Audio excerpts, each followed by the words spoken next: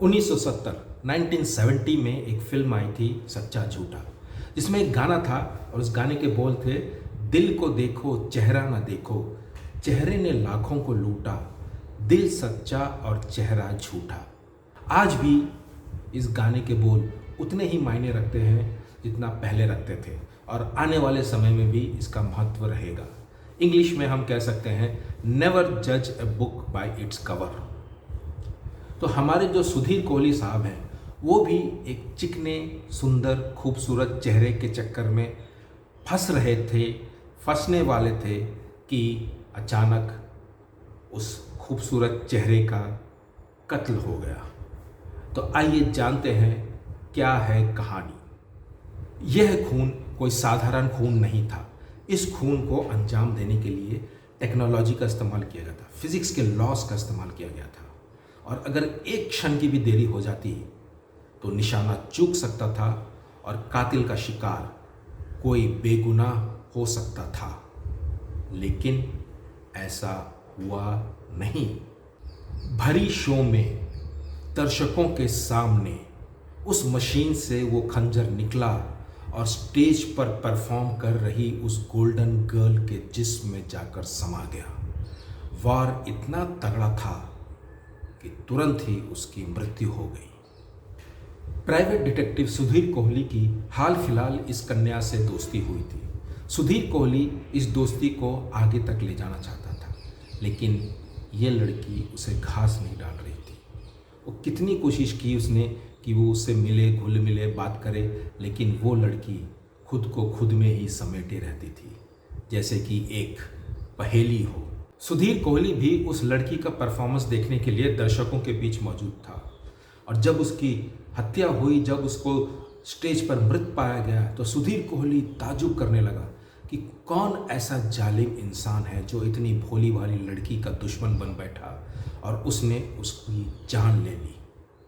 सुधीर कोहली ने फैसला किया कि वो इस केस की तह तक जाएगा। क्योंकि उस लड़की का कोई आगा पीछा नहीं था, तो सुधीर कोहली ने अपनी छानबीन की नींव रखी उस शो से जुड़े जितने भी कलाकार थे, बिहाइंड द स्टेज काम करने वाले थे, उनके बयान के ऊपर। सुधीर कोहली के छानबीन के दौरान कहानी एक नया मोड़ लेती है, जब सुधीर कोहली को पता चलता है कि ये लड़की इस ग्रुप के साथ कई शहरों में शो कर चुकी है और हर शहर में उसका एक नया नाम होता था। ये तो आम बात है कि लोग शहर बदलते हैं, दूसरे शहर में जाते हैं और वहाँ बस जाते हैं, लेकिन वे अपना नाम तो नहीं बदलते।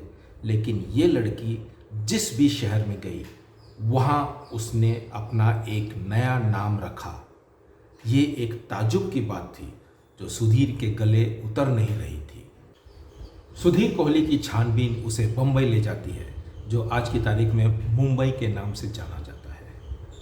वहाँ उसे पता चलता है कि इस लड़की का नाम वो नहीं था जिस नाम से सुधीर उसे जानता था। मैंने सुना था कि जब इंसान की भावनाएं उस पर हावी हो जाती हैं और जब वह इंसान अपनी भावनाओं के गिरफ्त में आ जाता है, तो उसके दिमाग पर पर्दा पड़ जाता है। उसकी लॉजिकली सोचने की शक्ति, रीजनिंग करने की शक्ति धुंधला सी जाती है और कभी कभी तो ख़त्म ही हो जाती है। ऐसे में जब दिमाग काम करना बंद कर दे, तो दिल तो तैयार बैठा है वो सब कहने के लिए, वो सब सुनाने के लिए जो इंसान सुनना चाहता है। और ऐसे में वो इंसान अपने आप को होशियार और चालाक समझने लगता है। वो सोचने लगता है कि कोई भी उसे हरा नहीं सकता या कोई भी उसकी गलती को पकड़ नहीं सकता। इस नॉवल में भी कातिल ने वही किया।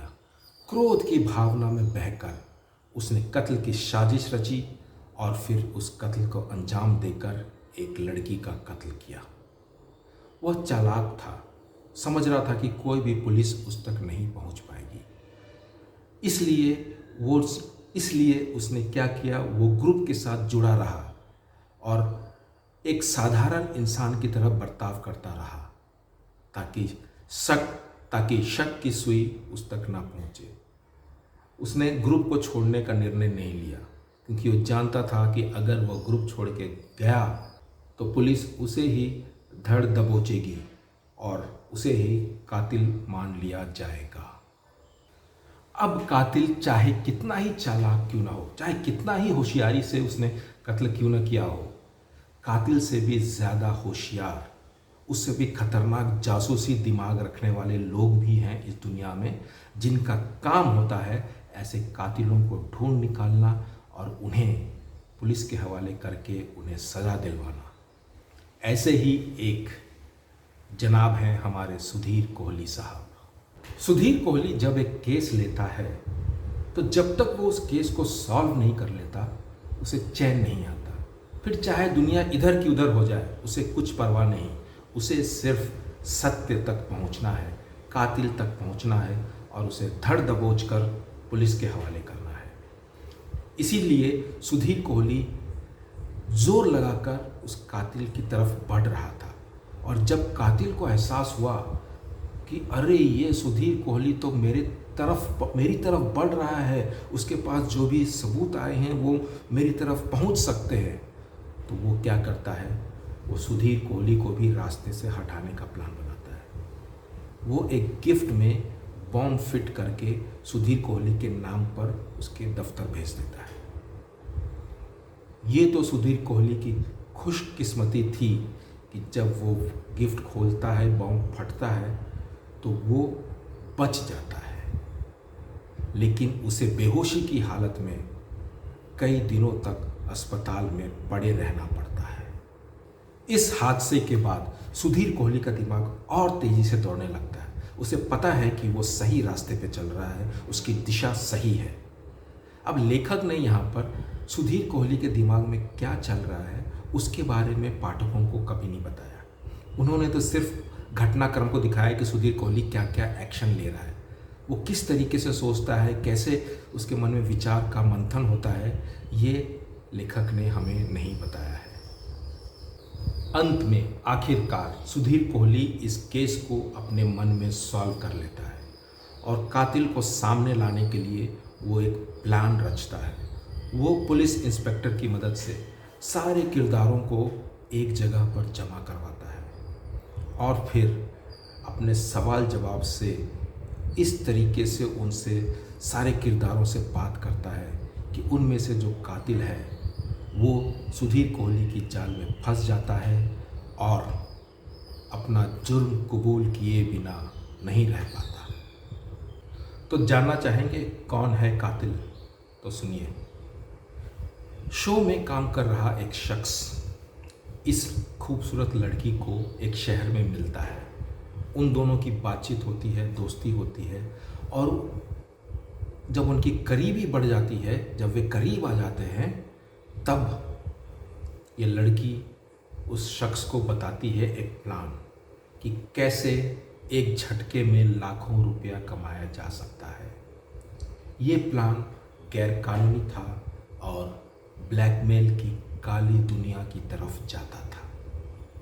अब आदमी या मर्द की एक कमज़ोरी है, कई लोगों की, कई मर्दों की ये कमज़ोरी है कि जब कोई एक खूबसूरत लड़की उन्हें कोई प्लान बताती है तो अगेन उनके चेहरे पर सोच का पर्दा पड़ जाता है।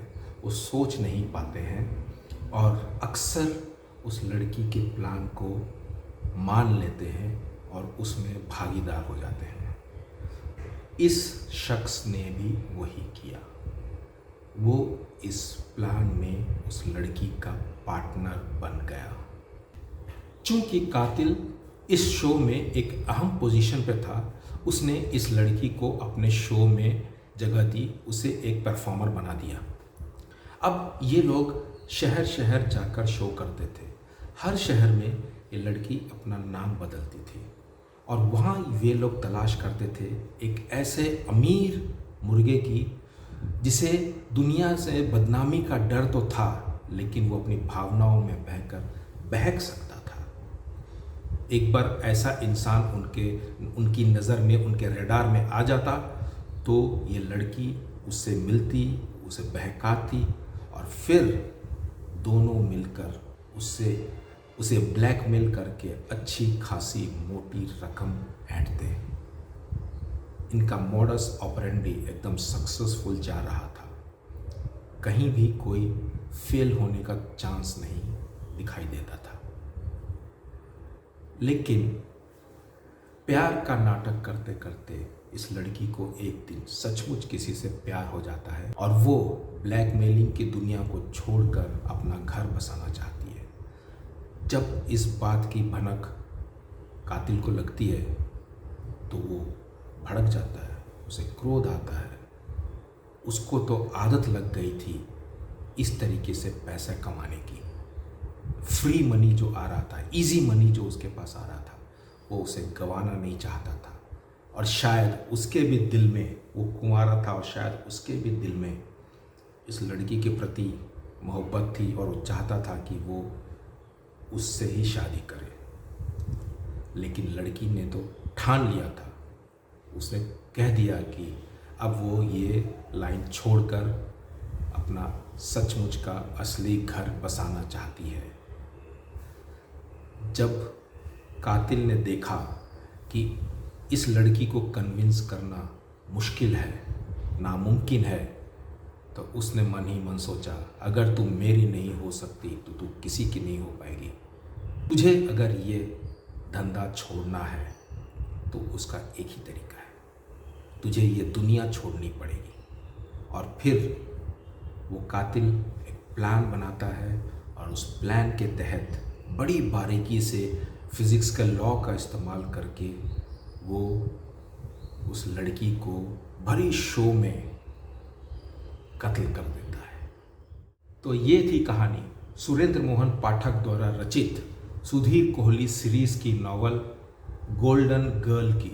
अगर आपने गोल्डन गर्ल की ये नॉवल पढ़ी है तो कमेंट करके ज़रूर बताइएगा कि आपको इसकी कहानी कैसे लगी। आजकल जब भी मैं इस तरह के थ्रिलर नॉवेल्स पढ़ता हूँ या कोई भी नॉवल पढ़ता हूँ तो मैं उसके साथ एक एक्सपेरिमेंट करने का प्रयास कर रहा हूँ। बजाय डायरेक्ट कहानी बताने के, में भी हम उस किरदारों के ज़रिए, उन किरदारों के ज़रिए हम इंसान की भावनाओं को समझने की कोशिश करें, हम उनके बिहेवियर को समझने की कोशिश करें। मैं जानना चाहता हूँ कि ये जो किरदार हैं, ये जो जिस तरह का बर्ताव ये नॉवल में करते हैं, उसके पीछे कारण क्या है, उनकी मनस्थिति क्या है, क्यों वे ऐसा सोचते हैं और कैसे उनको पकड़ा जाता है। ये सब सोचने से क्या होता है कि हम समझ में आता है कि सामने वाला इंसान किस तरीके से बर्ताव कर सकता है। और ये सारी चीज़ें मैं आपके साथ इस नॉवल की कहानी के ज़रिए से मैं आपके साथ शेयर भी करूँगा कि इस इंसान की मनस्थिति ऐसी हो सकती थी, ऐसा कर सकता था। और कई अलग अलग एग्जाम्पल्स के साथ मैं अपनी बात को कहने का प्रयास करूँगा।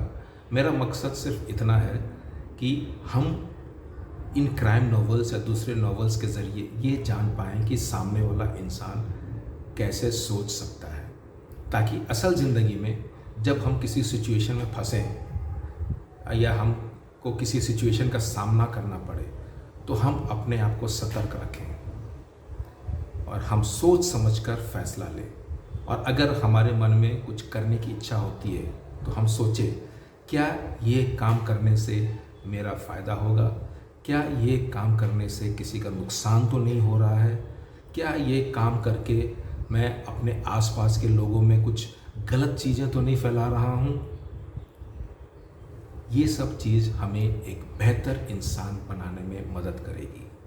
आशा करता हूँ कि आपको मेरी ये पहल पसंद आएगी। अगले वीडियो में फिर मुलाकात होगी, तब तक के लिए नमस्कार।